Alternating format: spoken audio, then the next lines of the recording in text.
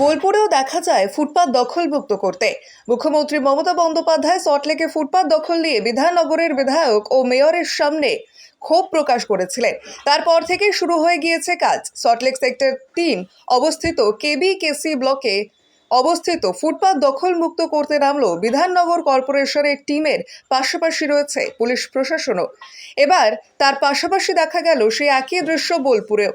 দেখা যায় বোলপুর পৌরসভার অবৈধ নির্মাণ ভাঙার কাজ ইতিমধ্যেই শুরু করে দিয়েছে। প্রতিটি জায়গায় ফুটপাত দখলমুক্ত করছে পুলিশ প্রশাসন, সাথে রয়েছে পৌরসভার লোকও।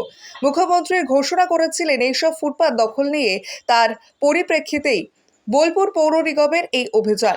এর পাশাপাশি অবৈধ নির্মাণ ভাঙার কাজ শুরু হয়েছে বোলপুর চৌরাস্তা থেকে রেল স্টেশন ও হাটতলা দুই পাশে ভেঙে ফেলা হলো বুলডোজার দিয়ে, যাতে পথ চলতে মানুষের কোনো সমস্যা না হয় এবং যদি অপ্রীতিকর ঘটনা না ঘটে, তার জন্যই এই অভিযান।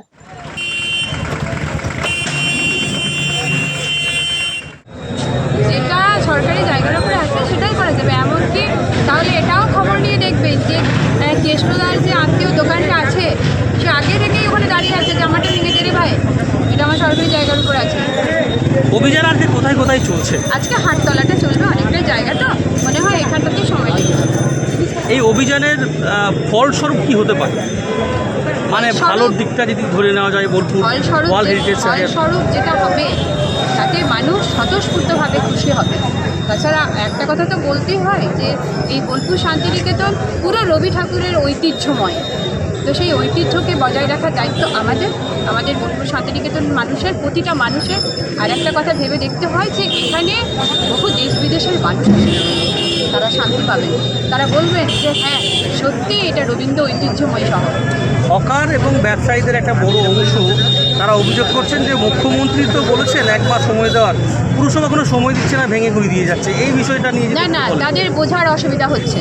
হকার ব্যাপারটা আলাদা, আর এই যে অবৈধ নির্মাণের কাজ চলছে এই ব্যাপারটা পুরো আলাদা। হকার তো সকালে আসবে ডালা নিয়ে, সে সারাদিন বিক্রি করলো, সন্ধেবেলায় চলে গেল।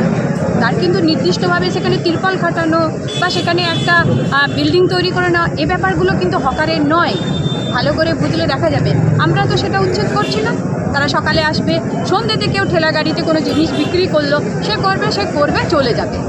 কিন্তু এটা হচ্ছে কি সরকারি জায়গার ওপরে সে বসে আছে, কাজটা তো করতেই হবে। টোটো নিয়েও একটা শহরে ওটা খুব তাড়াতাড়ি আমরা যাতে টোটোর যানজট থেকে বোলপুর শান্তিনিকেতন পাশে মুক্তি পাই তার চেষ্টাও। দিদি, আর একটা বিষয় যে তৃণমূলের পার্টি অফিসও ভেঙে দেওয়া হচ্ছে।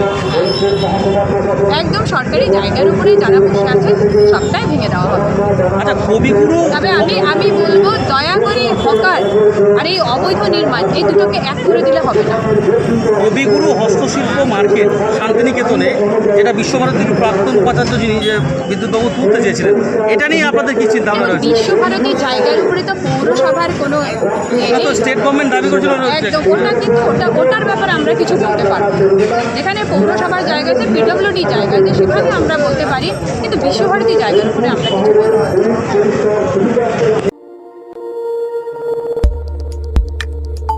আমাদের সাথে থাকুন এবং দেখতে থাকুন নিউজ প্রাইম টাইমস, আপনাদের সাথে, আপনাদের পাশে।